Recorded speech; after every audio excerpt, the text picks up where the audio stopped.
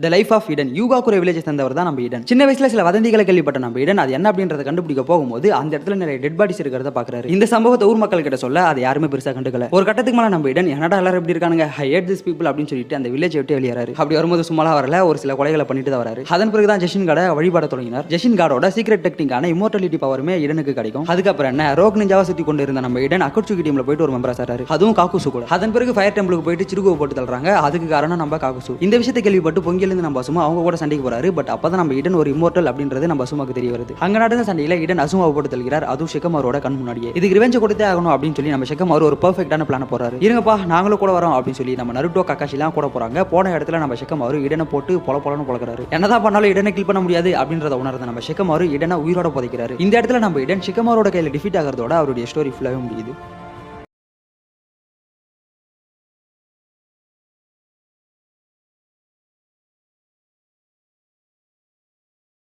உச்சியா கிளானை சேர்ந்தவர் தான் இந்த ஒபிட்டோ. இவர் மினட்டோட ஸ்டூடெண்ட். இவர் மட்டும் இல்ல, கக்காஷி அண்ட் ரின் இவங்களுமே மினட்டோட ஸ்டூடெண்ட் தான். இவங்க 3 பேர் சேர்ந்து ஒரு மிஷனுக்கு போறாங்க. பட் போன இடத்துல ஒரு பெரிய கல் ஒபிட்டோ மேல விழுந்து சாகர நிலைமைக்கு போறாரு. எப்படி நம்ம சாக போறோம்னு நினைச்சு அவரோட ஒரு ஷேரிங் கக்காஷி கிட்ட கொடுக்குறாரு. பட் ஒபிட்டோ சாகல, மடரா ஒபிட்டோவை காப்பாத்திடுறான். மடரா அவனுடைய பிளான் அச்சீவ் பண்றதுக்காக ஒபிட்டோவை காப்பாத்தி அவனை ஃபுல்லா பிரைன் வாஷ் பண்றான். இதுக்கு மடரா யூஸ் பண்ண டூல் தான் ஒபிட்டோக்கு ரொம்ப பிடிச்ச ரின். மடரா போட்ட பிளான் மாதிரி லீஃப் வில்லேஜ் மொத்தமா அழிக்க ஒபிட்டோ அக்கட்சுகி டீம் ஜாயின் பண்றான். 4th கிரேட் நிஞ்சா வரை ஸ்டார்ட் பண்றான். கபுட்டோவை கூட சேர்த்துக்கிட்டு ரொம்ப பவர்ஃபுல்லான ஆளுங்களை ரீஅனிமேஷன் யூஸ் பண்ணி ரிட்டர்ன் கொண்டு வரான். அதுல ஒன்று தான் மடரா உச்சிஹா. 9 பீஸ்ட்களையும் ஒண்ணா சேர்த்து 10 டெய்ல்டு பீஸ்ட் ரிட்டர்ன் கொண்டு வரான். பட் நருட்டோ அஷிராமலாம் சேர்ந்து அதை ஸ்டாப் பண்றாங்க. மடரா ஒபிட்டோவை 10 டெய்ல்டு பீஸ்டோட ஜிஞ்சுரிக்கா மாத்துவான். பட் ஒபிட்டோவால அதை கண்ட்ரோல் பண்ண முடியல. அப்போ ஒபிட்டோக்கு அவனோட டீம்மேட்ஸ்ல ஞாபகம் வரது மட்டும் இல்லாம அவனுமே கண்ட்ரோல் கொண்டு. இந்த பக்கம் நம்ம நருட்டோ ஒபிட்டோ கூட கனெக்ட் ஆகி ஆல்மோஸ்ட் எல்லாத்தையுமே புரிய வைப்பான். பட் அப்பதான் ஜெட்சு ஒபிட்டோவை கண்ட்ரோல் எடுத்து. பட் ஒரு கடத்துல ஒபிட்டோக்கு எது உண்மை எது போயின்னு எல்லாமே புரியும். பட் மறுபடியும் ஜெட்சு ஒபிட்டோவை கண்ட்ரோல் எடுத்து மடராவை போட்டு மறுபடியும் ஒபிட்டோ அவனோட கண்ட்ரோலுக்கு வரான். சரியான நேரத்துல நீ உங்களுக்கு வேணும் கக்காஷின்னு சொல்லி அவனோட உயிரை கொடுத்து கக்காஷியை காப்பாத்தலாம். செத்து போன ஒபிட்டோ ரின்ன பாக்குற மாதிரி காமிச்சு அவனுடைய கதையை மொத்தமா முடிக்கிறாங்க.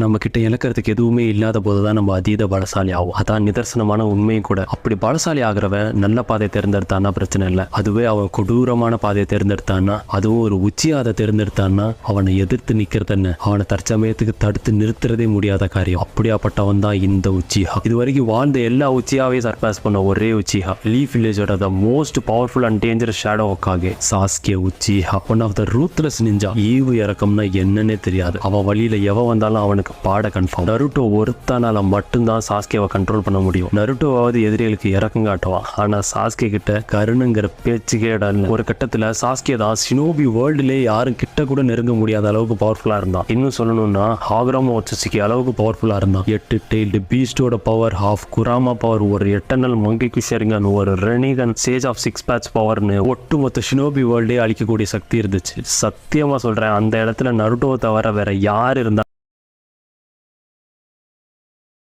யார் இந்த ஷிஷி உச்சிகா இவரோட வீடியோ போடுங்க ப்ரோ அப்படின்னு சொல்லி இன்ஸ்டாகிராம்ல பாத்தீங்கன்னா ஹரிஷ் அண்ட் விஸ்வா இவங்க 2 பேரும் தொடர்ந்து கேட்டுட்டு இருந்தாங்க. சோ அவங்களுக்கு அந்த வீடியோ. சோ ஷிஷி உச்சிகா ஒரு உச்சிகா கிளானை சேர்ந்தவர். சோ அதனாலே பாத்தீங்கன்னா அவருக்கு ஷரிங்கன் இருக்கும். டேரக்ட் கிரேட் நிஞ்சா வரப்பதான் ஷிஷி உச்சிகா அவருடைய அகாடமில ஒரு கிராஜுவேட் ஆவறாரு. ஷிஷி உச்சிகா சண்டை போடும்போது ஒரு இடத்துல மறைஞ்சு இன்னொரு இடத்துல அப்பியர் ஆகி சண்டை போறதுனால அவருக்கு பாடி ஃபிளிக்கர் அப்படின்ற ஒரு பேர் வைக்கிறாங்க. அப்ப நடந்த ஒரு சண்டையில இவருடைய ஃப்ரெண்ட்ஸ் ஆகிறத பார்த்து இவருக்கு மங்கி ஷரிங்கன் ஆக்டிவேட் ஆகுது. இதை வச்சு ஆப்போனன்ட்டோட மைண்டை கூட கண்ட்ரோல் பண்ண முடியும். இதுக்கிடையில தான் ஷிஷி உச்சிகா இட்டாச்சி உச்சிகா மீட் பண்றாரு. 2 பேரும் பார்த்து பேசி ஒரு பெஸ்ட் ஃப்ரெண்டா மாறாங்க. பாடி ஃபிளிக்கர் அவருக்கு தெரிஞ்ச சில விதைகளை பாத்தீங்கன்னா நம்ம இட்டாச்சிக்கு கத்து கொடுக்குறாரு. சோ இப்படியே சில காலங்கள் போக ஒரு நாள் பாத்தீங்கன்னா 19 லிபிஷ் கொனகா வில்லேஜ் அட்டாக் பண்ணுது. இந்த அட்டாக் யாரா பண்ணது அப்படின்னு சொல்லி விசாரணை நடக்க இதுல என்ன சந்தேகம், உச்சிகா கிளானை சேர்ந்தவங்க வேலை பண்ணிருக்கணும் அப்படின்னு சொல்லி குற்றம் சாட்டுகிறார் நம்ம டான்ஸ். சோ அதனாலே பாத்தீங்கன்னா உச்சிகா கிளானை சேர்ந்தவங்க ஊரை விட்டு கொஞ்சம் தள்ளி வைக்கிறாங்க. சோ இதனால கடுப்பான உச்சிகா கிளானை சேர்ந்தவங்க வில்லேஜுக்கு அகைன்ஸ்டா பிளான் பண்றது தெரிய வருது. அதுக்கு நம்ம டான்ஸ் உச்சிகா கிளானை சேர்ந்தவங்க மொத்தமா போட்டு தள்ளி அப்படின்னு சொல்லி முடிவு எடுக்கிறாரு. பட் அதுக்கு யாருமே ஒத்துக்கல. அப்ப நம்ம ஷிஷி உச்சிகா அவங்க யாருமே போட்டு தரவனா என்னுடைய கண்ணை வச்சு நானே அவங்களை சரி பண்றேன் அப்படின்ற மாதிரி சொல்றாரு. சோ அதுக்கு நம்ம இருசன் டோபி ஒத்துக்கிறாரு. பட் டான்ஸ் அந்த கிறுக்கு குமட்டை ஒத்து பண்ணா ஷிஷி உச்சிகா அட்டாக் பண்ணி அவருடைய கண்ணை எடுக்கிறதுக்கு ட்ரை பண்றான். ஃபைனலா ஷிஷி உச்சிகாவோட ஒரு கண்ணை எடுத்துக்கிறான். அதன் பிறகு ஷிஷி உச்சிகா அவர்கிட்ட இருக்கிற இன்னொரு கண்ணை நம்ம இட்டாச்சி கிட்ட கொடுத்துட்டு இனிமே நீ தான் மகனே எல்லாத்தையுமே பாத்துக்கணும் அப்படின்னு சொல்லி சமூக இடத்திலேயே சூசைட் பண்ணி செத்து போறதோட அவருடைய கதையை ஃபுல்லாவே முடியும்.